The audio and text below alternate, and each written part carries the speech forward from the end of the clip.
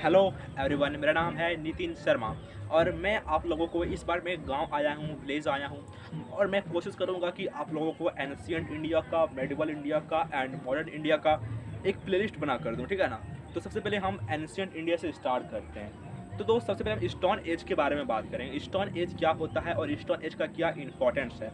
सबसे पहले हम बात करेंगे प्री हिस्टोरिक। सबसे पहले हम बात करते हैं इंडियन हिस्ट्री का, ठीक है ना। और इंडियन हिस्ट्री में हम बात करेंगे एंशिएंट इंडिया के बारे में, बिकॉज हमारे जो सिलेबस में है वो हमको अपने इंडिया के बारे में पढ़ना है, इंडियन हिस्ट्री पढ़ना है। ओके, तो सबसे पहले हम बात करेंगे प्री हिस्टोरिक पीरियड। और प्री हिस्टोरिक पीरियड में हम बात करेंगे किसका? स्टोन एज के बारे में। किसके बारे में? स्टोन एज के बारे में।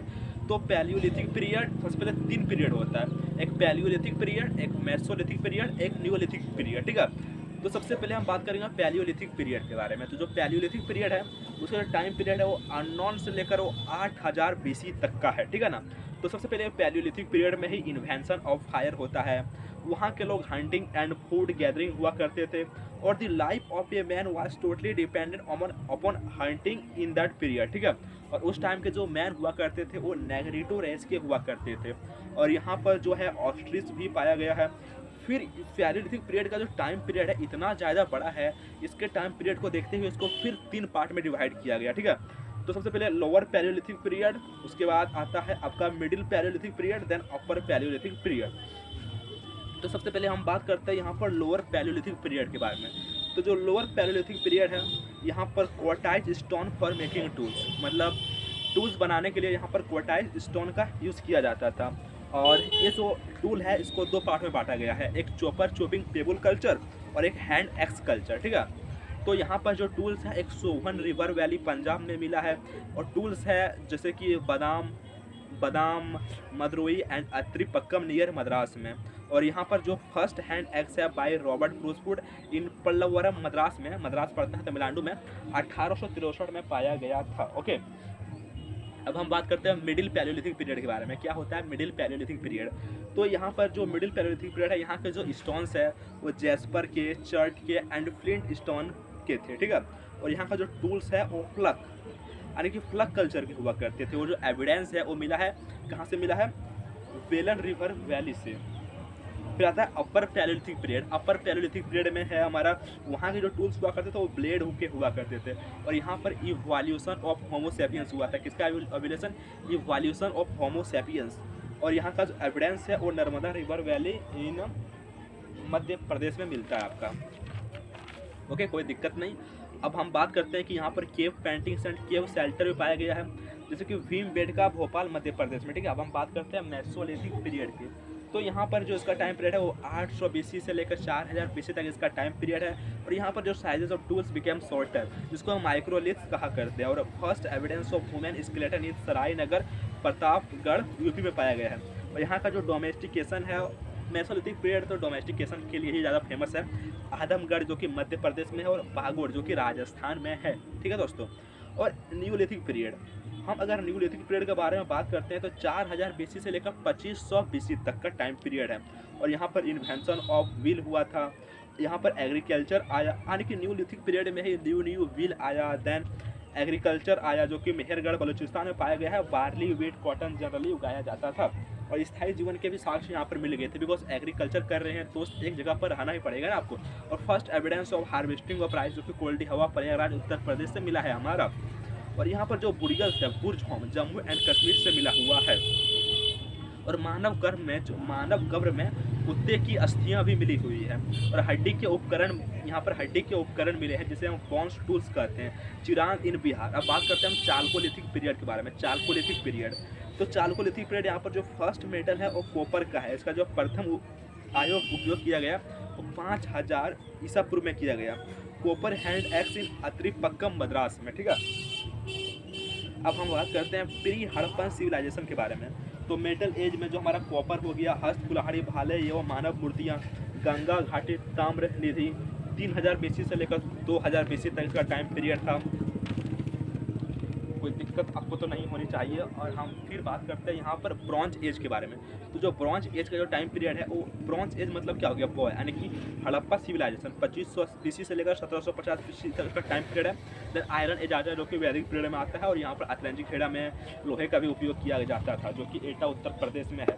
अब हम बात करते हैं हड़प्पा सिविलाइजेशन के बारे में। तो जो हड़प्पा सिविलाइजेशन है, ये जो आता है, ये आता है प्रोटो हिस्टोरिक पीरियड में, ठीक है ना। इंडस वैली सिविलाइजेशन 2500 BC से लेकर 1750 BC तक का टाइम पीरियड होता है, और इसको first urban civilization of Indian subcontinent भी कहा जाता है।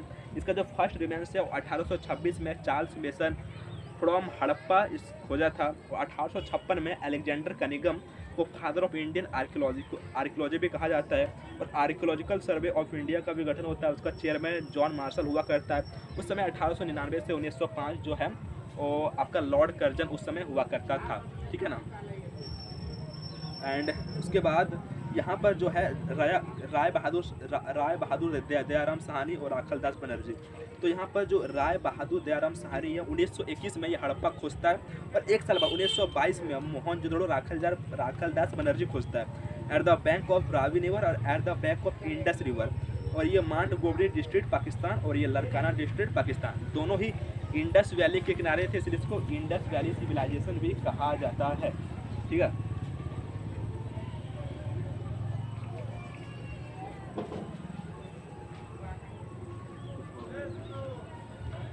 अब हम बात करते हैं this civilization was existed in entire north and north west India.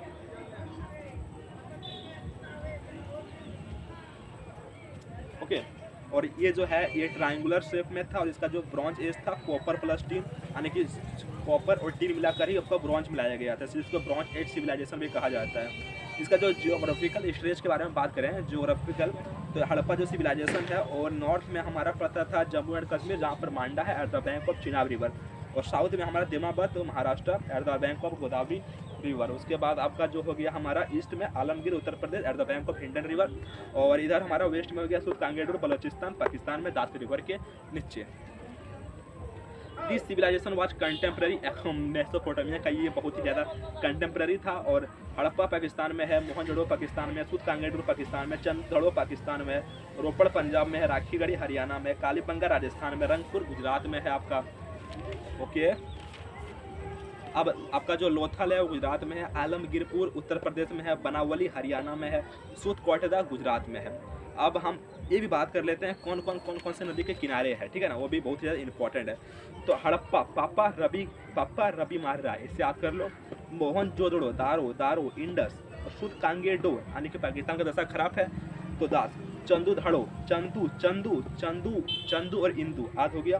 रोपड़ सतलज, लाज नहीं कर रहे हो तुम, स्थान रोकते हो, ऐसे याद कर लो। राखी गढ़ी और सरस्वती, तो लड़की का नाम है काली घंघरा, ऐसे याद कर लो। और रंग मादर रंग याद कर लो ऐसे करके। उसके बाद आपका आता है हमारा लोथल, तो लोथल जो है वो गंगा नदी के किनारे है। आलमगीरपुर है वो आपका हिंडन नदी के किनारे है। बनावली वो कहाँ है, सरस्वती नदी के किनारे है। और सूरकोटा तो सरस्वती याद हो गया आपका। अब कुछ हम इंपॉर्टेंस पॉइंट के बारे में भी बात करेंगे, कुछ इंपॉर्टेंस पॉइंट के बारे में। हड़प्पा में बिगेस्ट बिल्डिंग ए 12 चैम्बर ग्रेवयार्ड पाया गया है। Evidence of barley and wheat grains पाया गया है। तीसरा, statue of goddess of fertility पाया गया है। शंख बना बैल मिला है। ये ग्रेवयार्ड R37 मिला है। कांसे की बनी एक बैलगाड़ी मिला है, ठीक है। अब हम बात करेंगे मोहनजोदड़ो के बारे में। तो मोहनजोदड़ो जिसको माउंट ऑफ डेड कहा जाता है, यहाँ पर बिगेस्ट बिल्डिंग मिला है। ये ग्रेट ग्रैनरी और ग्रेवयार्ड। मोस्ट फेमस बिल्डिंग यहाँ पर ये ग्रेट बाथ है, और statue of Nataraja, Pashupatinath, priest king और ये dancing girl made of bronze. Swastika symbol भी मिला है। Evidence of well in every house भी मिला है। और यहाँ पर एक मेकअप बॉक्स भी मिला है, एक सिंगदान भी मिला है, एक मोहर पर नाव की चित्र भी बना है। Indus valley civilization had two administrative capitals which are known as the twin capitals. These were Harappa and Mohenjodaro. यहाँ पर जो चंदूधड़ो है ये ओनली रूरल साइट है, या नो एविडेंस ऑफ ए सीतादेल है, और यहाँ पर वर्गाकार ईंटें पाए जाते थे। एविडेंस ऑफ लिविस्टिक एंड बेंगॉल से पाया गया है। एंड इधर हमारा जो देखा जाए तो यहाँ पर foot footprint of a dog following a cat cylindrical seals भी पाया गया है यहाँ पर। और लोथल जो है, Lothal has a dockyard of this civilization. Lothal is considered as the commercial capital of Harappa civilization. Okay, यहाँ पर जो है करेंसी ऑफ रसिया था, evidence of harvesting of rice, evidence of a mummy, first evidence of sati system और sati system, 3 couple graves, प्राचीनतम dockyard भी है। और यहाँ पर कोई करेंसी वगैरह नहीं हुआ करता था दोस्त। अब कालीबंगा के बारे में बात करते हैं। तो कालीबंगा में एविडेंस ऑफ फॉलोड फील्ड है, एविडेंस ऑफ फायर फील्ड है और काली मिट्टी की बनी चूड़ियाँ हैं। अब हम रोपड़ के बारे में बात करते हैं। तो रोपड़, यहाँ पर evidence of burials of dogs along with their master, ठीक है। And the people of Harappa civilization invented scripts for them which was written from right to left then from left to right. Okay,